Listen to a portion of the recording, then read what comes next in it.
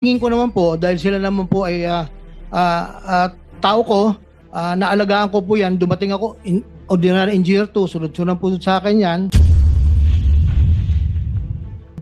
At inamin ko po, minahal ko po yung mga taong yan.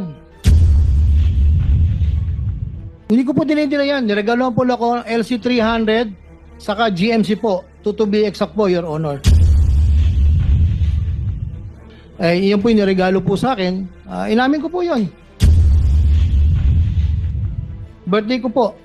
Akala ko lang po yung regalo na yun. Siyempre po bilang yung sukli ng pagmamahal na ginawa ko po sa kanila. We can't help but ask the questions from some members of the public. Totoo bang niregaluhan mo, Engineer Hernandez, si Engineer Alcantara ng GM truck? Humingi po siya. Humingi po.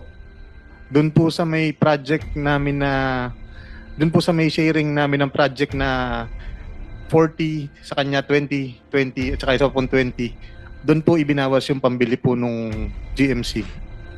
Kano bili mo? Kano bili mo? Parang ano po, nasa mahigit po sa 10 million.